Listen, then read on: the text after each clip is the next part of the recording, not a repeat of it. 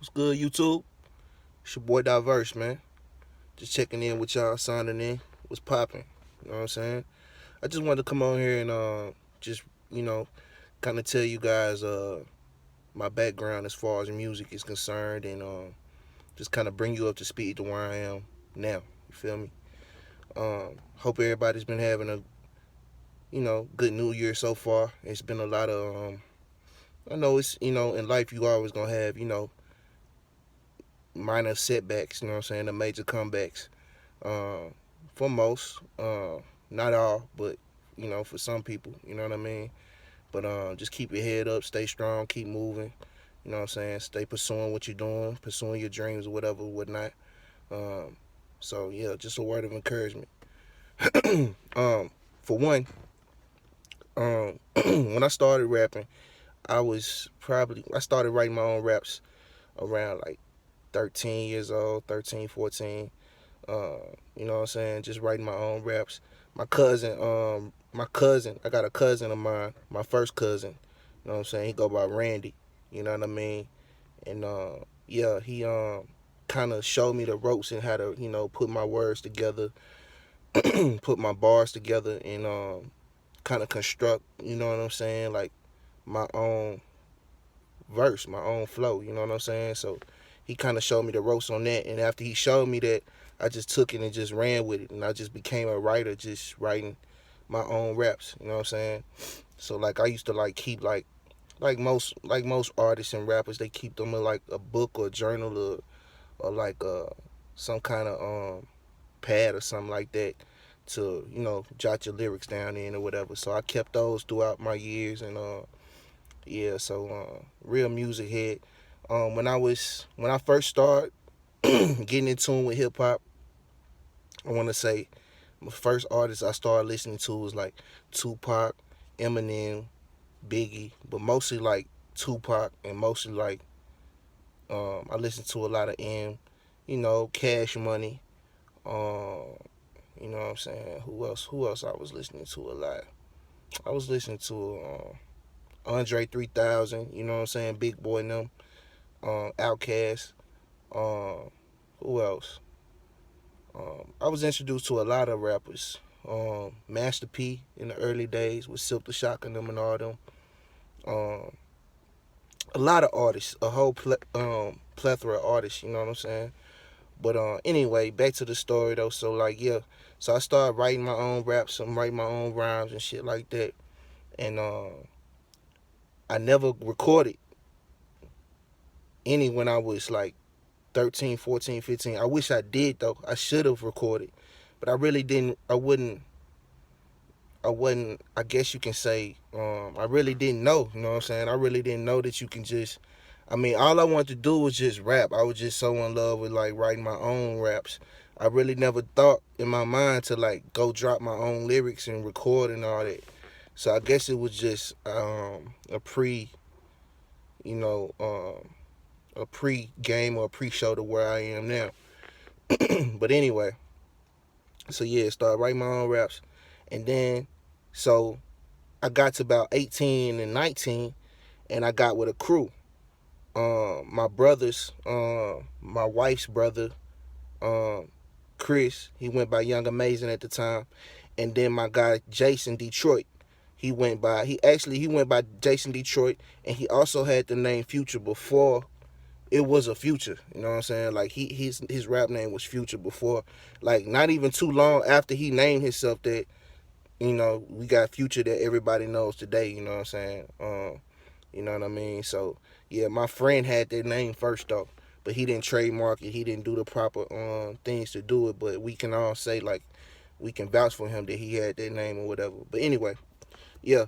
So I went by Drew the Great. You know what I'm saying? I wasn't diverse then. I was just like Drew the Great, something like that. And or Drew the General. You know what I'm saying? That was my name. And then, oh yeah, I used to listen. I also used to like, I ain't gonna lie, I was a booster, you know what I'm saying, in high school. Like, I used to sell a lot of, I used to go and burn a lot of tapes. It was just a way for me to hustle. Like, single parent family, you know what I'm saying? I had to take care of a few things and keep money in my pocket. So I used to go home and burn albums and CDs and sell them, you know what I'm saying? I just had to do what I had to do at the time. I really wasn't even thinking. I had the knowledge of, damn, you copying or burning somebody's shit. I wasn't even thinking. At that age, I was learning from hustles from other people, and I was just focused on trying to get money or whatever. Like now looking at it, I'm like, damn, I was actually I was doing something that I despise. Like now, I mean, I don't despise, like niggas ain't like, you gonna hustle, you know what I'm saying? But you gotta understand that this person put their time and effort, which niggas don't really give a fuck. But the artist does though. Like they really put time and effort to wrap this package up, get a barcode, go through all the stipulations of getting the right production on it, and recording and paying for studio time. They did a lot, you know what I'm saying, as an artist. So, you definitely um, look at boosters different, but at the same time, it's like now today, it's not even like it's all streaming now, you know what I'm saying? So like CDs are slowly to me starting to become obsolete, but at the same time, it's still a thing because it's a lot of cars out here that got CD players. It's a lot of people that like to keep CDs and still play CDs, to be honest. And it's like a commodity. So it's almost like a businessman handing out a business card. That CD is almost like your business card, your promotion for, your work or whatever you do, just a demo or whatever. Give it for free, or if you want to pay for it or whatever, you know what I'm saying? It's still a hustle. And it's a way to get your name out. That's the approach I took. I pushed almost, I want to say about 1 million tapes in 4 years, you know what I'm saying? From 2016 to 2020. You know what I'm saying? So anyway, so back to the story. So yeah, so I was boosting in high school and shit. And then not even that, I really wasn't even boosting like heavy like that. Like I would like burn for myself. I really want to take that statement back. Like I really wasn't like selling them like that until when I was making a lot of, I was burning a lot of albums for myself pretty much. And then what would happen was I would go to school with them. Like it was other crews in school that had CD collections. I would take my CD collection and we would like trade or like do stuff like that. Or I might have something that my partner might not have, so he'll tell me to go burn it for him, and he might have something that I don't got, and he'll, you know what I'm saying? It was, it was kind of like that. But anyway, like it's still wrong though in a way, still, because it's still piracy. You still, but cats gonna do what they gonna do. Hustle's a hustle, you know what I'm saying? So anyway, can't knock the hustle. Anyway, so check this out. So boom.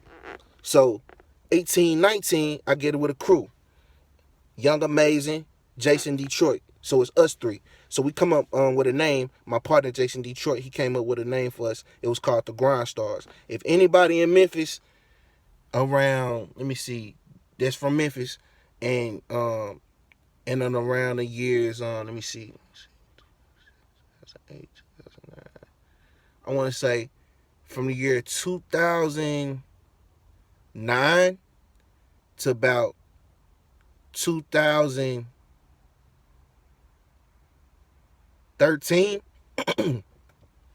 you if you really in the streets, like you had to hear our name, the Grind Stars, coming up, because we was under Big Smooth Entertainment, which was Jason Detroit's manager. He managed us as a group. We never signed any paperwork, but it was getting to that point. You know what I'm saying? But I'll get to that in a minute.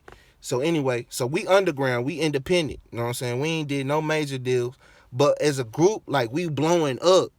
On God, bro. Like I put this on everything I love. Like we sold out the Plus Club. Like we opened up for EP. If anybody from Memphis remember EP with the Paper Chaser track, when that joint was blowing up with Dow Jones, salute to Dow Jones, that's my partner.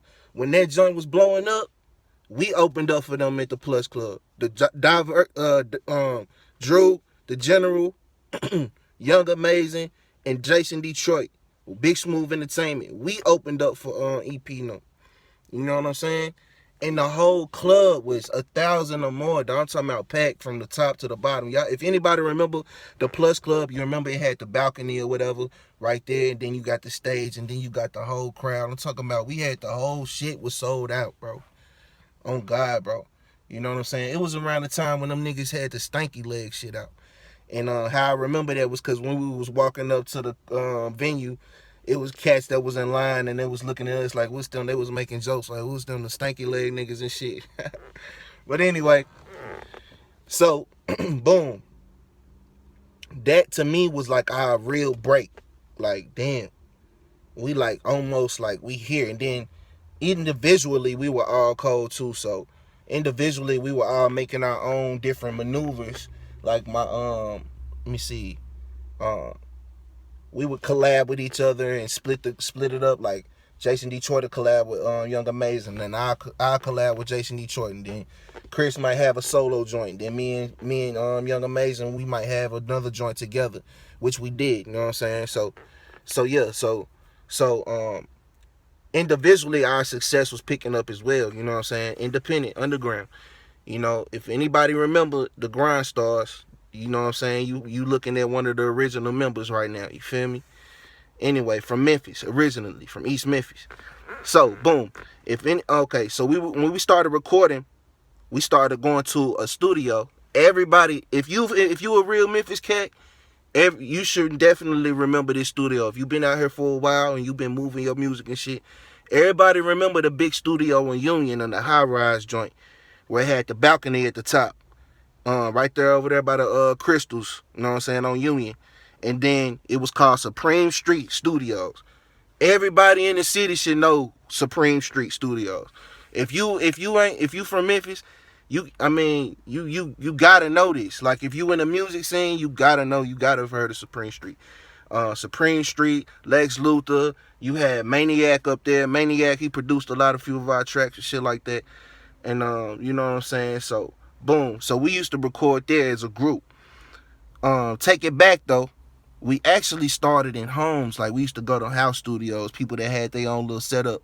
And we used to just start hitting different studio sessions and recording our music that way.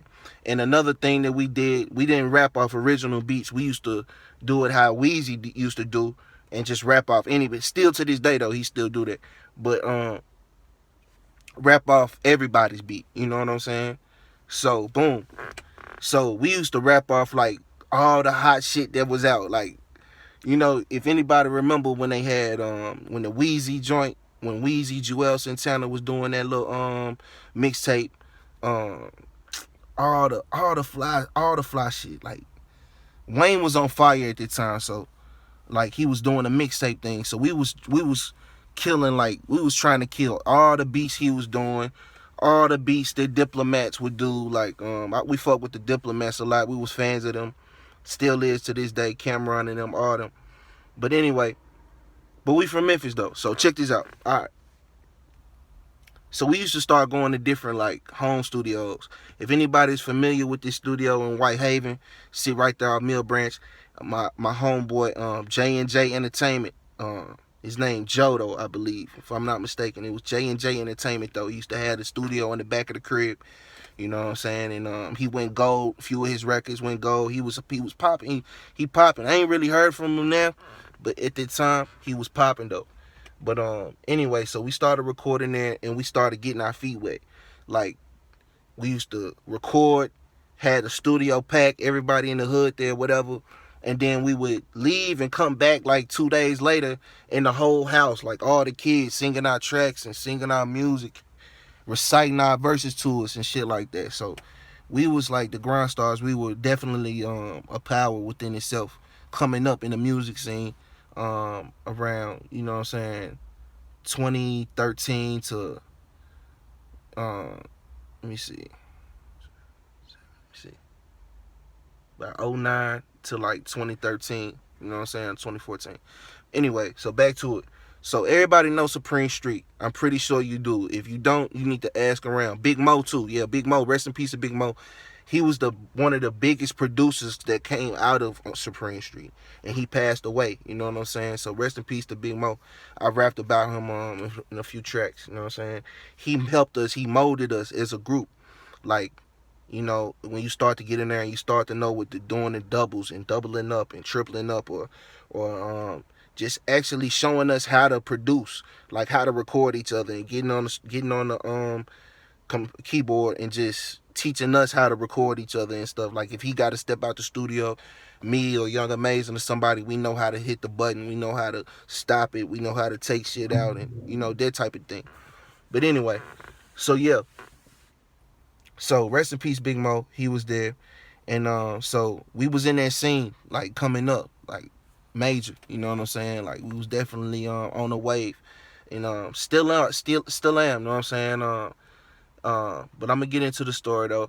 So boom. So we started hitting Supreme Street a lot. We started recording a lot more. We started doing a lot more. You know, not individual, but a lot more tracks that were ours. You know what I'm saying? Like that we own. You know what I'm saying? That we originally had relationship with the producer to drop on that. You know what I'm saying? So boom. So coming up. Fast forward.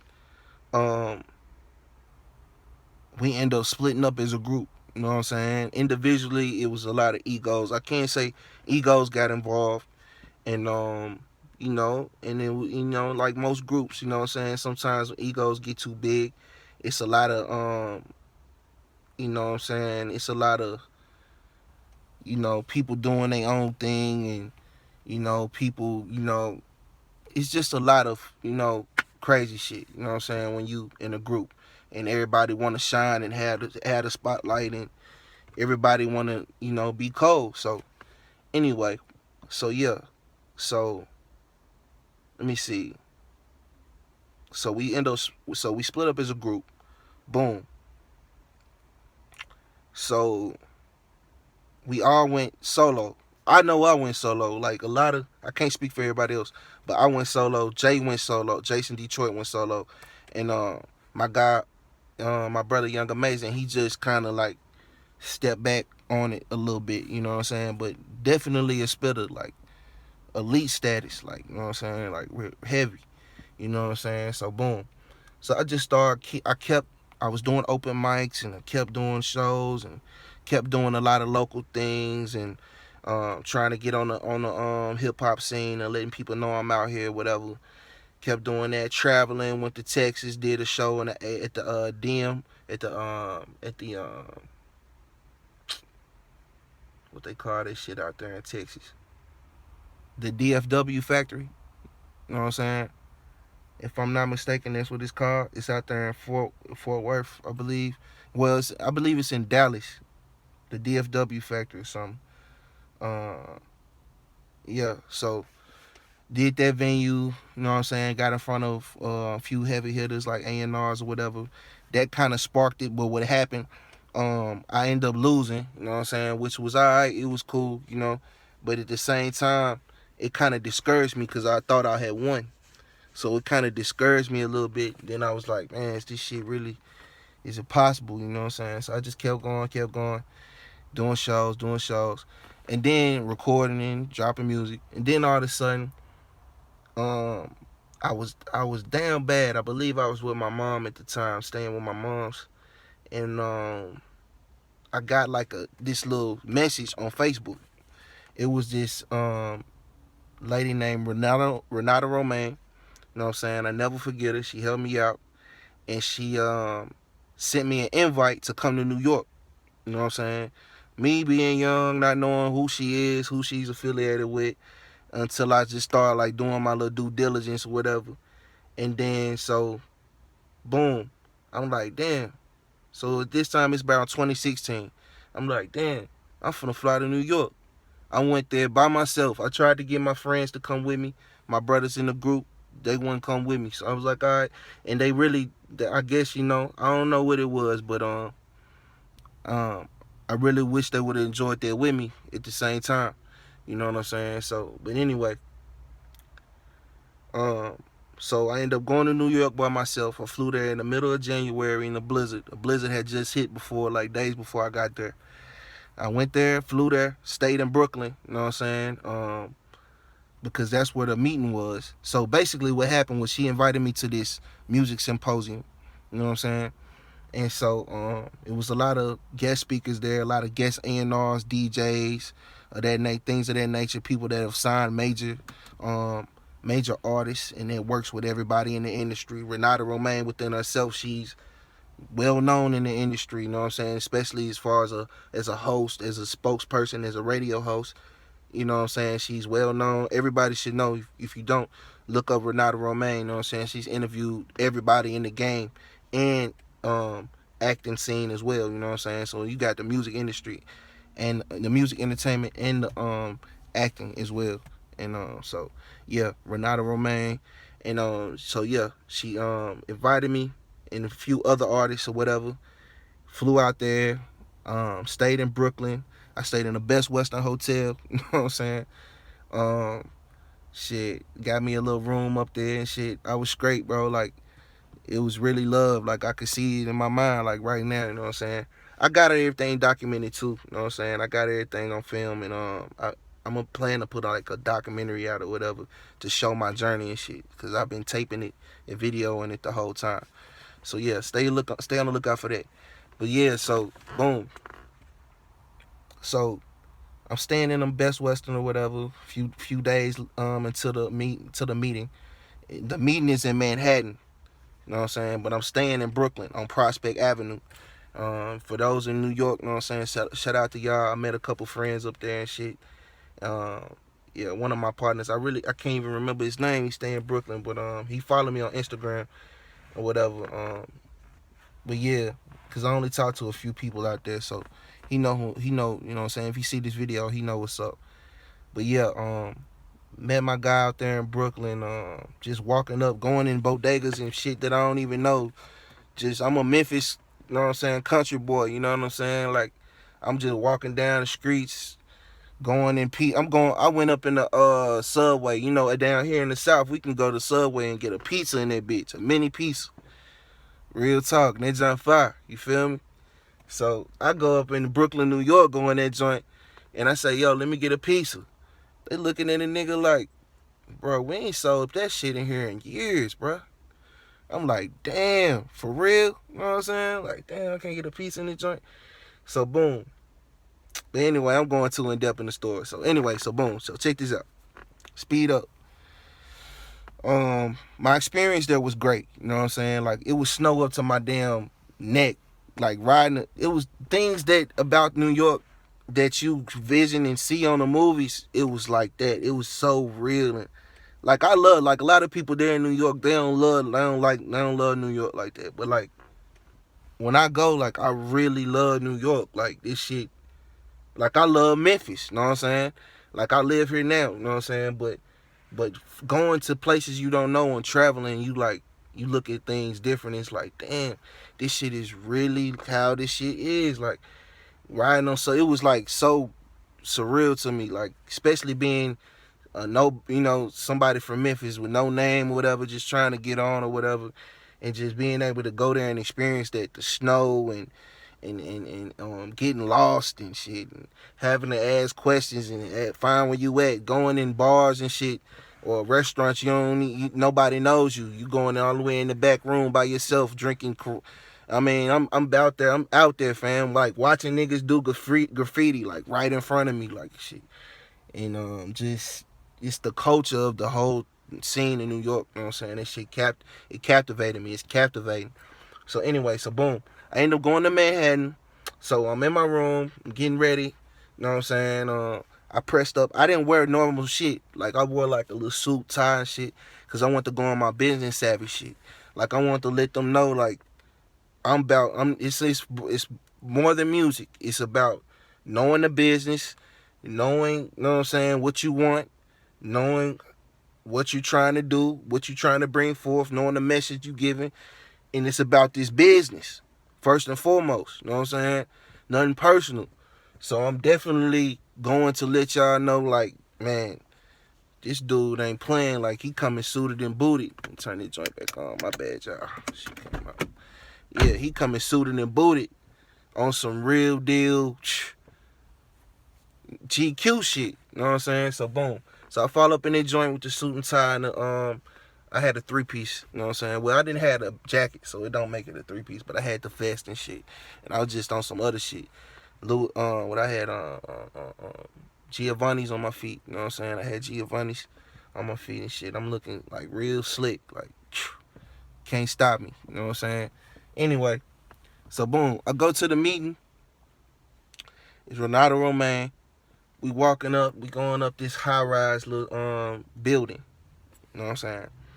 So boom, we get to the top of this joint, and so when you look out, like through the windows, you see like the city and the buildings and shit. The shit look unreal. Then you in Manhattan, so that's one of the prestigious areas too. You know what I'm saying? Because we was right across the street, like we was right down the street from like the Twin Tower sites, and you know, across from the street from there, you got the Gucci stores and shit.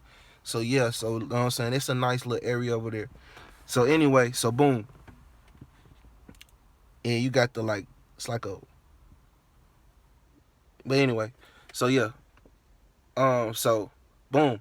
So anyway, so when you look out the windows, you can see like the whole city and shit. It's like a skyride type situation. So I'm like, damn, seeing all this shit by myself, I'm like, damn, this shit. Whoa, you know what I'm saying? Like, damn, I can't believe this shit. So boom.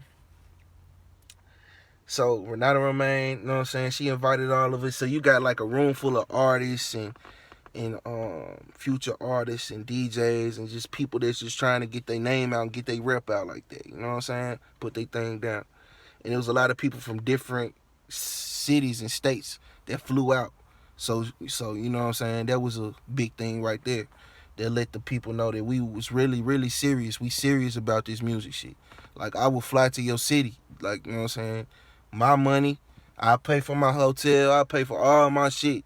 You know what I'm saying? I ain't asking for nobody for nothing. I'm just going there really on the business to get an experience. You know what I'm saying? I drop down. I'm coming. So anyway, so boom. So we in the building, we in the skyrise, whatever. And so we coming around this room. It's a big table full of food. She done catered the whole thing, bro. I'm talking about prestigious type shit. We come in the room, it's gift bags all on. We can't have the gift bags until we leave. It's gift bags and hats, and we getting complimentary everything, dog. Like, just plushed out, you know what I'm saying? It's just made me feel as an artist, and I'm pretty sure it made everybody in the room feel important, and that like your dream is like right on the brink of right there. You know what I'm saying? Like you here. It's up to you how you know what I'm saying, get your shit going or whatever. So anyway, boom. So yeah, so we come around, I sit down, it's chairs. It look like you on a scene of Oprah or something. It looked like you sitting in the stands, and you know, she up there, she got her, you know what I'm saying, podium up there and all that, you know what I'm saying? And then you got the 3 A&Rs and DJs sitting up. You got DJ Money Nails, you got Sergeant Q, you got DJ Green, what's my guy name? Damn, I forgot his name. DJ Green. I can't remember. But anyway, so yeah, get into it. So boom. All right. So you got the panel up there. They speaking to us about the game. You got artists out here that's got questions. They brought their music, of course, on USB or whatever. And boom. So it's like, all right. So it gets to a point where she Skypes YG in the meeting in the audience on this big ass screen. She Skypes YG in. She Skypes David Banner in. And like, we right there, like, you know what I'm saying? We sitting in the crowd and just talking, asking questions. He can see us, they can see us, we can see them. We all just Skyped in this whole conversation, and it's just real. Like, it's almost like it's like a real deal seminar. Like, it's almost like how Diddy does the he got the Revolt, and he got the different seminars and things like that. It's kind of like pre that though. It's almost just same thing, but it was like Renata was doing it first before a lot of other people was doing it. You know what I'm saying? And then you had people that was giving seminars in game, but it wasn't to that on that type of level. You know what I'm saying? Like actually giving you a shot, giving you a chance to speak, giving you a chance to perform, giving you a chance to pass out your music to stand out. You know what I'm saying? To network with other artists and other DJs and to really listen or whatever. So yeah, you got some of them DJs and A&Rs that was in the panel. They signed 50 Cent. They put M in the play. They put every hot artist that you can think of. They've either worked with them, helped them at one point in their career. It was like that. You know what I'm saying? So, you know, I'm sitting front row like, you know what I'm saying? Like, damn, what's up? You know what I'm saying? I know what's up, what's good. Let's get to the money. You feel me? So anyway, so boom. So we talking to them. It was just the experience alone, you know what I'm saying, that really was captivating, you know what I'm saying? And so I'm gonna leave it right there. I'm gonna come back and I'm gonna pick off where I left off and tell y'all the rest of my, you know what I'm saying, my story, how I came up in this music and the things I've done and the experiences I've had. One love, man. Peace.